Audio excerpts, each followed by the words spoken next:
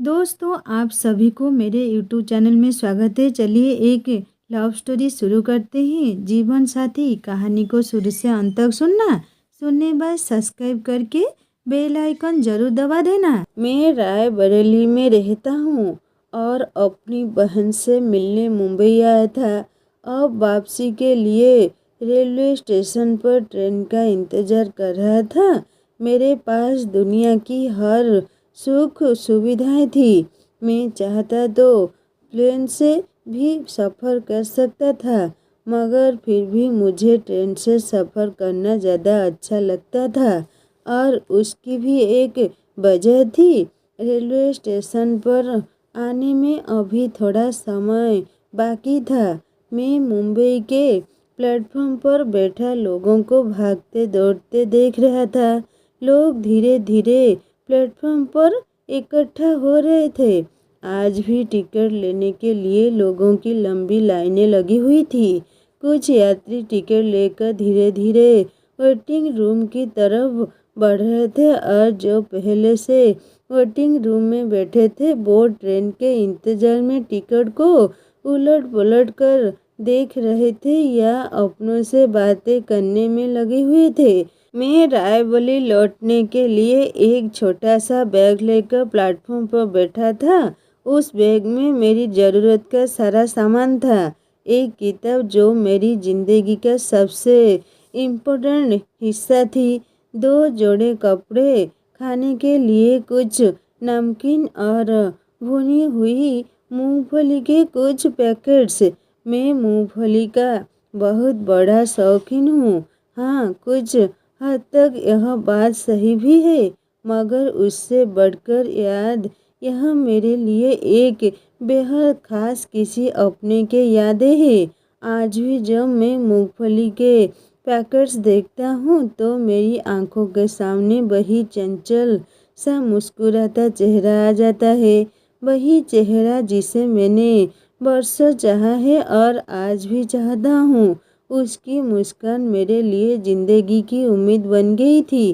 कुछ बातें और कुछ बीते हुए लम्हे ही ज़िंदगी की खूबसूरत बना देती है। हम दो भाई बहन थे। हमारे पिता का देहांत हो चुका था।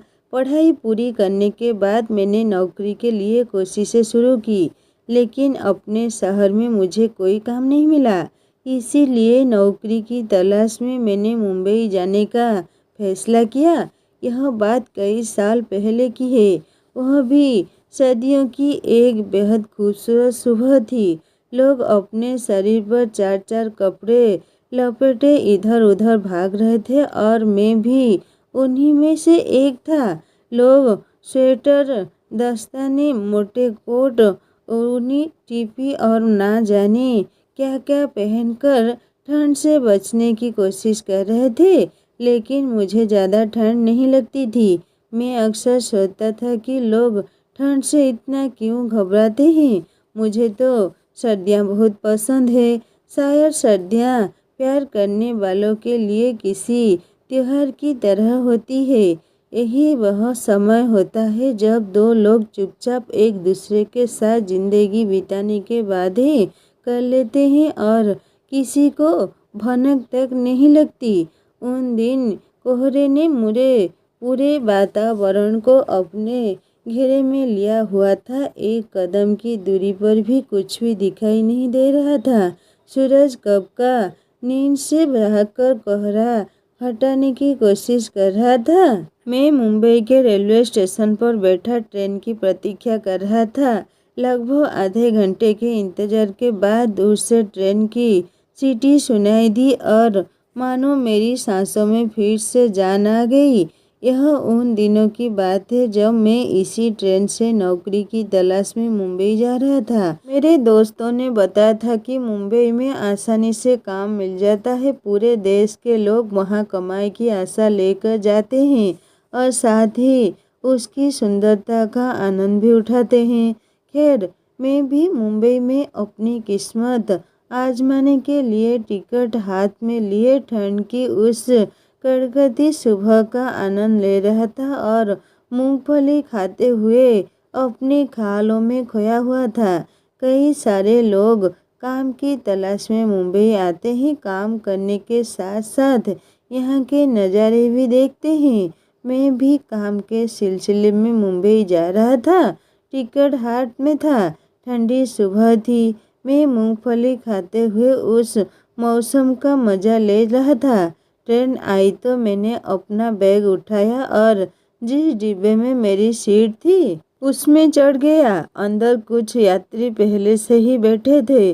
सामने की सीट खाली थी तो मैंने बैग वहीं रखा और खुद पास वाली सीट पर बैठ गया। सौभाग्य से मेरी सीट अकेले की थी। किसी और के साथ शेयर नहीं करनी थी। करीब 10 मिनट बाद ट्रेन ने सीटी दी और धीरे धीरे चलने लगे। स्टेशन से काफ़ी लोग सवार हुए थे। धीरे धीरे डिब्बों में भीड़ बढ़ गई, लेकिन मेरे सामने वाली सीट अब भी खाली थी। जब ट्रेन पूरी तरह चल पड़ी तो मुझे हल्का महसूस हुआ। मैं खिड़की के पास बैठकर बाहर देखने लगा। कुछ ही देर में ट्रेन की रफ्तार फिर थोड़ी धीमी हुई। बाहर खेत, गांव और दूर दूर तक फैले पेड़ों के नज़ारे थे। मैं सब कुछ बड़े ध्यान से देख रहा था, जैसे हर चीज़ से कुछ कहने की कोशिश कर रहा हो। ट्रेन रुक गई। वहाँ कुछ यात्री चढ़े, कुछ नीचे उतरे। 5 मिनट के बाद ट्रेन फिर से चल पड़ी और कुछ ही सेकंड में रफ्तार पकड़ ली। पेड़, खेत, सड़कें सब पीछे छूटने जा रहे थे और मैं खिड़की से बाहर की दुनिया में खोया हुआ था। साथ ही दिमाग में यही चल रहा था, मुंबई पहुंचकर नौकरी कैसे मिलेगी, कितने दिन लगेंगे, क्या मुझे कोई अच्छा काम मिलेगा। तभी अचानक मेरे कानों में किसी लड़की की आवाज़ पड़ी। Excuse me. मैं कुदरत के खूबसूरत नज़ारों से ध्यान हटाकर आवाज़ की दिशा में देखने लगा। मेरी नज़रें उस आवाज़ की ओर उठी। सामने एक सुंदर चंचल सी लड़की खड़ी थी। उस लड़की की उम्र कोई 20 या 22 साल रही होगी। वो मेरी ओर ही देख रही थी। वो लड़की बेहद खूबसूरत थी और मेरी नज़रें उसके मासूम चेहरे पर टिक गई।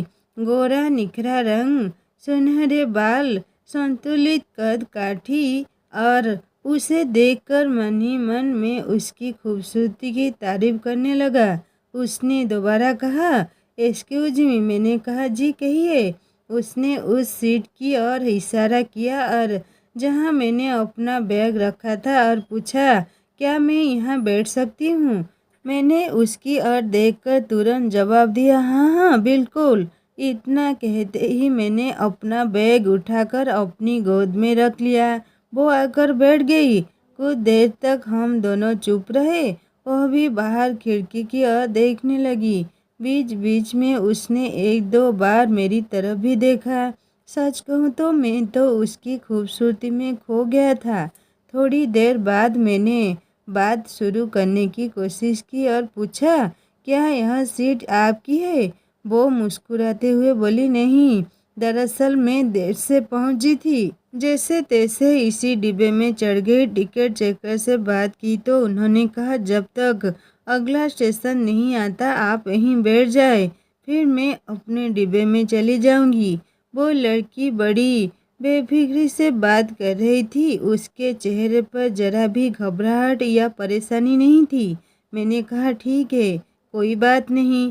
वो हंसते हुए बोली, वैसे तुम्हारे दिल में तो लड्डू फूट रहे होंगे ना। एक सुंदर लड़की तुम्हारे सामने बैठी है। वो इतनी बेफिक्री से बोल रही थी कि मैं हैरान रह गया। एक तो वो जवान लड़की अकेली सफ़र कर रही थी और ऊपर से इतना आत्मविश्वास। उसकी निडरता और खुलापन देखकर मैं सचमुच दंग रह गया। लेकिन मुझे उसका यह अंदाज बहुत अच्छा लगा। वो मुझे ज़िंदगी को खुलकर जीने वाली लड़की लगी। उसके चेहरे पर हर वक्त एक मुस्कान थी और मैं उसी मुस्कान पर लूटा जा रहा था। मैं सोच में पड़ गया। दुनिया में ज़्यादातर लोग तो हर वक्त किसी न किसी परेशानी का रोना धोते रहते हैं। किसी को नौकरी नहीं मिली, किसी को दौलत की कमी है, किसी को अपनों का धोखा। हर तरफ बस शिकायतें शिकवे और दुख की कहानियाँ। लेकिन यह लड़की अकेली सफ़र कर रही थी। सामने एक अनजान आदमी बैठा था, फिर भी वह इतनी सहज बेपरवाह थी। वो तो जैसे किसी और ही दुनिया की थी, एक ऐसी दुनिया जहाँ दुख का कोई नामो निशान नहीं था। उसके चेहरे पर जरा सा भी कोई गम नहीं झलक रहा था, ना कोई दुख ना कोई गम। मैं सोच रहा था आखिर यह कौन सी दुनिया की रहने वाली है। अब वो अपने बैग से एक किताब निकाल कर उसको पढ़ने में व्यस्त हो गई। मैं अभी नजरें चुरा कर उसे देख रहा था। थोड़ी देर बाद जब उसने किताब बंद की तो मैंने फिर से बातचीत करने की सोची। उस वक्त मैं मूंगफली खा रहा था तो मैंने मुस्कुराते हुए कहा, मूंगफली खाइए। मैंने होठों पर हल्की सी बनावटी मुस्कान सजाकर उसका ध्यान अपनी ओर खींचा और मूंगफली का पैकेट उसकी ओर बढ़ा दिया। वो कोई झिझकने या शर्माने वाली लड़की नहीं थी। उसने मना नहीं किया बल्कि पूरा का पूरा पैकेट ही ले लिया। मैंने अपने बैग से दूसरा पैकेट निकाला और फिर हम दोनों इधर उधर की बातें करने लगे। मैंने उससे पूछा, आपको कहाँ जाना है? उसने मुस्कुराकर जवाब देने के बजाय सवाल किया। वो हंसते हुए बोली, मैं तो दुनिया देखने निकली हूँ, असली मंजिल तो कहीं और है। उसका यह जवाब मुझे अच्छा लगा। मैंने कहा, मेरा मतलब था कि आप कहाँ जा रही है? उसने मूंगफली चबाते हुए जवाब दिया, मुंबई। मैंने हंसकर कहा, फिर तो सफ़र मज़ेदार रहेगा। उसने हल्के से मुस्कुराते हुए कहा, यह तो आपकी किस्मत है। फिर बोली, वैसे आप कहाँ जा रहे हैं? मैंने जवाब दिया, मैं भी मुंबई जा रहा हूँ। वो बोली, बहुत अच्छा, क्या आप वहाँ कोई काम करते हैं? मैंने कहा, नहीं, नौकरी की तलाश में ही जा रहा हूँ। सुना है कि मुंबई में काम आसानी से मिल जाता है। मैंने विस्तार से अपनी बात बताई। उसने गहरी सांस ली और कहा, ओहो, इसीलिए आप मुंबई जा रहे हैं? मैंने उससे पूछा, आप मुंबई क्यों जा रही है? उसने कहा, मेरा घर मुंबई में ही है, मैं वहीं की रहने वाली हूँ। यहाँ मैं अपने मामा के पास आई थी। मेरे एक ही मामा है, बेचारे बीमार रहते हैं। मैंने कई बार कहा कि मेरे साथ मुंबई चलो, वहाँ आपका अच्छे से इलाज कराऊंगी, लेकिन वो मानते ही नहीं। फिर थोड़ी देर सोचकर वो बोली, कभी कभी रिश्तों को भेज देने चाहिए। सारी उम्र पैसों के पीछे भागते रहना ठीक नहीं होता। उसने ट्रेन की छत की ओर देखते हुए यह बात कही थी। फिर मुस्कुराकर बोली, मैं बिजनेस से जुड़ी लड़की हूँ। अपने पापा का बिजनेस मैं ही संभाल रही हूँ। जब मैं 17 साल की थी तभी से इसमें लगी हूँ। अब तो इसे संभालते चलाते में 5 साल हो गया है। और फिर उसका चेहरा थोड़ा गंभीर हुआ। मेरे मम्मी पापा कुछ साल पहले ही कार एक्सीडेंट में चल बसे थे। मुझे अकेला छोड़ गए। पापा का बहुत बड़ा बिजनेस था और मैं उनकी इकलौती संतान हूँ। एक भाई भी था जो बचपन में ही चल बसा। माता पिता की मृत्यु भी शायद ईश्वर की ओर से एक परीक्षा थी या कोई और कारण की मैंने धीरे धीरे जीना सीख लिया और अब तो अकेली ही सब कुछ कर लेती हूँ।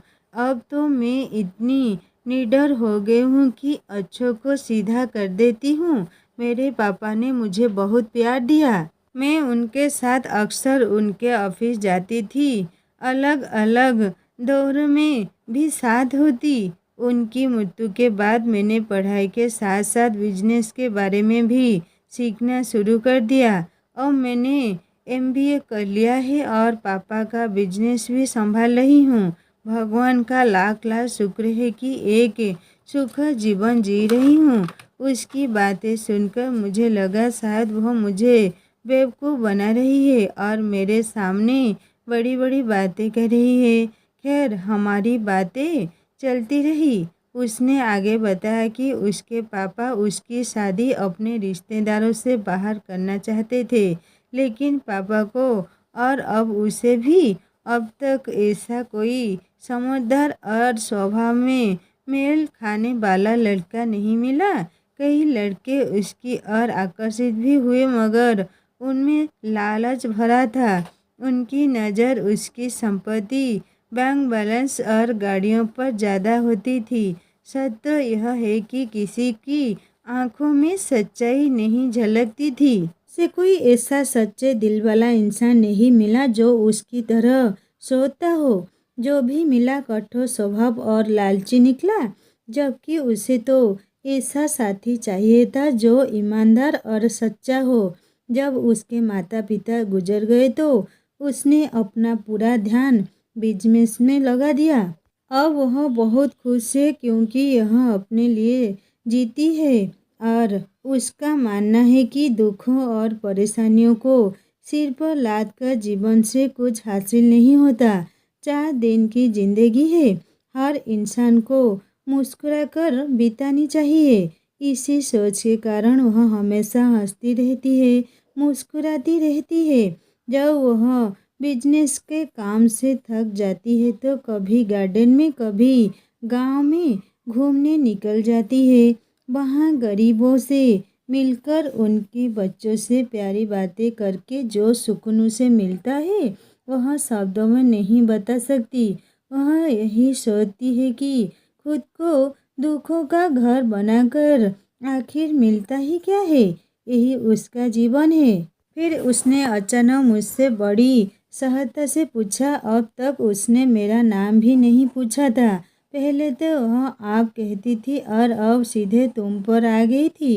वैसे नाम तो मैंने भी उससे पूछने की हिम्मत नहीं की, लेकिन मेरे दिल में उस समय एक मीठा संगीत सा बजने लगा था। वह जब बोलती और मुस्कुराती तो बहुत अच्छी लगती थी। मैंने उसे बताया कि मैं एक गरीब बाप का बेटा हूँ। मुझे गरीबी विरासत में मिली है। मेरी एक माँ है जिन्होंने मेहनत करके मुझे पाला पोसा और फिर पढ़ाया। अब वह अक्सर बीमार रहने लगी है। मैं नौकरी की तलाश में इधर उधर भटक रहा हूँ। पिताजी को गुजरे लंबा समय हो गया है। हम 2 भाई बहन हैं। मैं अपनी बहन को माँ के पास छोड़कर अपने शहर से निराश होकर मुंबई नौकरी ढूंढने जा रहा हूँ। मेरे साथ 2 और जिंदगियाँ जुड़ी हुई है। खुद को और उन्हें जिंदा रखने के लिए संघर्ष कर रहा हूँ। यही सब मेरी ज़िंदगी में चल रहा है। अभी बहन की शादी भी करनी है और बाकी सब भगवान पर छोड़ रखा है। मैंने अपनी बात पर जोर देते हुए कहा और फिर चुप हो गया। जैसे ही मैं शांत हुआ वह मुस्कुरा दी। तुम मेरी गरीब पर हंस रहे हो? मैंने नाराजगी से पूछा। वह मुस्कुराते हुए बोली, अरे नहीं, मैं तो तुम पर हंस रही हूँ कि मर्द होकर कठिनाइयों से लड़ने की बजाय निराश हो बैठे हो। मर्द होकर ऐसे निराशा भरे शब्द बोलते हुए तुम अच्छे नहीं लगते। तुम्हारी उदासी तुम्हारे हाव भाव से झलक रही है। अभी तो तुम जवान हो, पढ़े लिखे भी हो, फिर निराशा क्यों? हमारी बातों का सिलसिला अभी चल ही रहा था कि ट्रेन ने एक स्टेशन पर रुकने की सूचना दी। जैसे ही गाड़ी स्टेशन पर रुकी मैं नीचे उतरने के लिए उठा और उससे कहा, यहीं रुकना, मैं कुछ खाने के लिए लाता हूँ। गाड़ी में चाय और गरम पकवान और जाने क्या क्या बेचने वाले आए तो थे, लेकिन मैंने कुछ नहीं लिया था। बस मूंगफली और नमकीन पर ही गुजारा किया था। पानी की बोतल भी वैसे की वैसे ही पड़ी थी क्योंकि सर्दियों में प्यास कम ही लगती है। मैं नीचे जाने ही वाला था कि उसने मुझे रोक दिया। फिर बोली, मैं जाती हूँ। जानते हो क्यों? आजकल लड़कियों की बात ज़्यादा चलती है और मैं तो सुंदर भी हूँ। देखना, मुझे भीड़ में सबसे पहले सब मिल जाएगा। उसने तिरछी नज़र से मेरी ओर देखा और मुस्कुराने लगी। मैं सोच रहा था, बड़ी निडर लड़की है तो शायद उसकी बात मुझे भी थोड़ी चूम गई थी। वह नीचे उतर गई और उसने वही कर दिखाया। वह बाहर खड़ी थी और मैं खिड़की से बाहर झांक कर देखने लगा। वो जहाँ भी कुछ लेने गई भीड़ में सबसे अलग दिखाई दे रही थी। ऐसा लग रहा था मानो सब उसके इशारे के इंतजार में हो। वो जहाँ भी कुछ लेने गई भीड़ में सबसे अलग दिखाई दे रही थी। ऐसा लग रहा था मानो सब उसके इशारे के इंतजार में हो। सामान बेचने वाले उसके चारों ओर ऐसे आवाजें लगा रहे थे जैसे वह कोई और ही प्राणी हो। वह वहाँ भी मुस्कुरा रही थी। मैं अंदर बैठा यह नज़ारा देख रहा था। मैं मन ही मन पुरुषों की मानसिकता पर हैरान हो रहा था।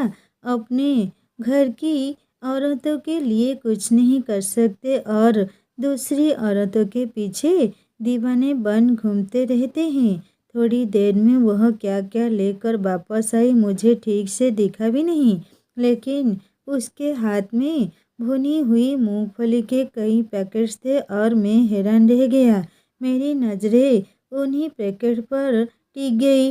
मैंने पूछा, इतने सारे पैकेट्स? वो मुस्कुराकर बोली, हाँ, मुझे पता है कि तुम मूंगफली के शौकीन हो और रास्ते में बातों बातों में न जाने कितने पैकेट्स खा गए हो। यह रख लो मेरी तरफ से, हाँ, सफ़र में काम आएंगे। मैं थोड़ा झप गया और बोला, आपने मेरी गरीबी का मजाक उड़ाया है, मैं यह नहीं लूँगा। उसने मेरी नाराज़गी को भांपते हुए बड़े प्यार से कहा, तुम भी कितने नादान हो। मैं तुम्हारी गरीबी का मजाक क्यों उड़ाऊंगी? मैं तो बस एक हमसफ़र होने के नाते लाई हूँ। और फिर मैंने भी तो तुमसे एक पैकेट लिया था। ट्रेन चल पड़ी थी लेकिन हमारे बीच की बातों का सिलसिला नहीं थमा था।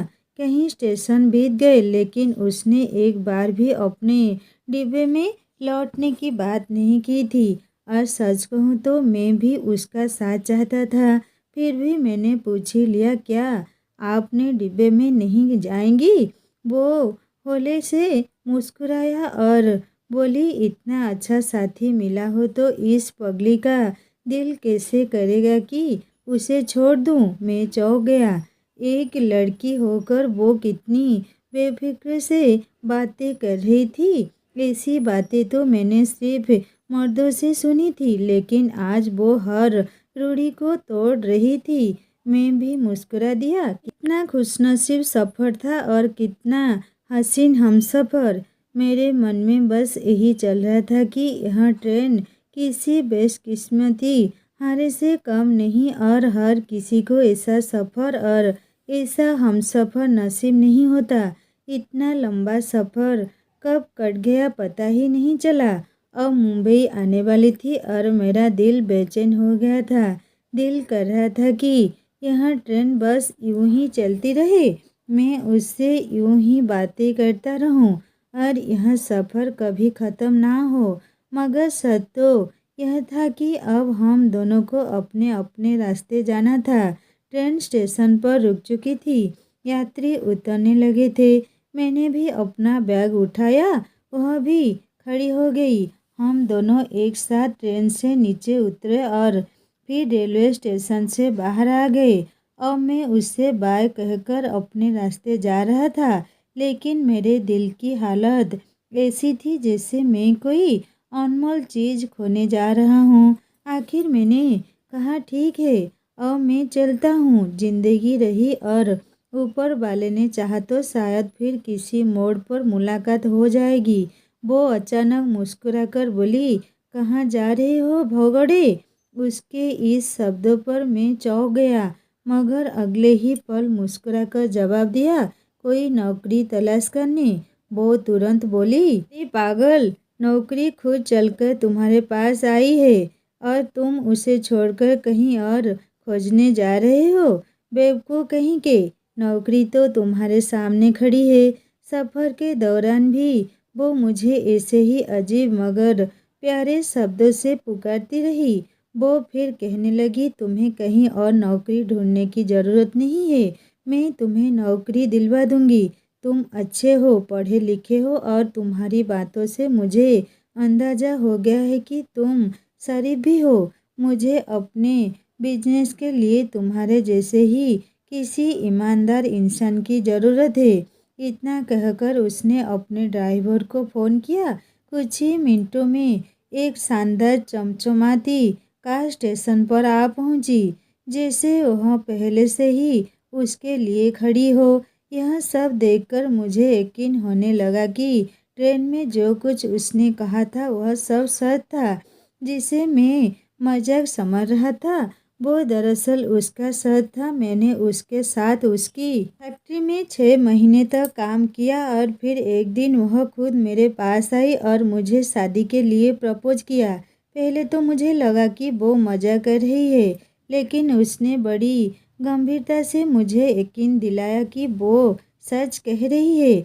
उसने कहा, मैंने तुम्हें पहली मुलाकात में पसंद कर लिया था। सोचो तो सही, क्या मैं इतनी बेवकूफ़ हूँ कि एक पूरे लंबे सफ़र में यूं ही तुमसे बातें करती रही। मैंने तुम्हें पहली नज़र में अपना जीवन साथी मान लिया था। मैं स्तब्ध खड़ा था क्योंकि मैं तो खुद को उसके ड्राइवर के मुकाबले में भी नहीं समझता था, लेकिन उसने मुझे अपना जीवन साथी चुन लिया। कहते हैं ना, औरत को कोई नहीं समझ सका, उसके कई रूप होते हैं और हर रूप अनोखा होता है। वो मुझे बोली, अब तुम्हें कहीं और नौकरी ढूंढने की ज़रूरत नहीं है, मेरा सब कुछ तुम्हारा है। मैंने इन 6 महीनों में तुम्हें अच्छे से परख लिया है और अब मैंने अपना जीवन साथी चुन लिया है। बोलो, क्या तुम्हें मंजूर है? मेरे तो शब्द ही थम गए। मैं भला कैसे मना कर सकता था। किस्मत खुद चलकर मेरे पास आई थी। मैं उसे खोना नहीं चाहता था। उसने जो कहा वह करके दिखाया। 3 महीने बाद उसने मुझसे शादी कर ली। इस तरह हम पति पत्नी के खूबसूरत रिश्ते में बन गए। मैं अपनी किस्मत पर हैरान था कि यह सब कैसे हो गया। हमारी जिंदगी हंसी खुशी बीतने लगी। उसने मुझे जैसे एक साधारण इंसान को प्यार और इज्जत दी, एक बेहतरीन पत्नी बनकर दिखाया। भगवान ने हमें पहले एक बेटा और फिर लक्ष्मी के रूप में एक बेटी दी। अब मैं पूरी तरह मुंबई में बस गया था। अपनी बहन की शादी मैंने रायबरेली में रिश्तेदारों में कर दी थी और माँ को अपने पास ही ले आया था। मेरी शादी के तीसरे साल एक दिन माँ हमें छोड़कर इस दुनिया से चली गई। उन दुख के दिनों में मेरा पत्नी ने मुझे बहुत सहारा दिया। शायद वह ना होती तो मैं टूट चुका होता, लेकिन शायद किस्मत को कुछ और ही मंजूर था। मेरी बहन अब अपने घर में खुशहाल है, लेकिन मेरी वह चंचल हंसमुख पत्नी अब मेरे साथ नहीं है। शादी के 5 साल बाद किसी बीमारी की वजह से वह मुझे अकेला छोड़कर इस दुनिया से चली गई। अब मेरे पास उसकी यादें हैं, उसकी बातें हैं, उसकी कुछ निशानियां हैं।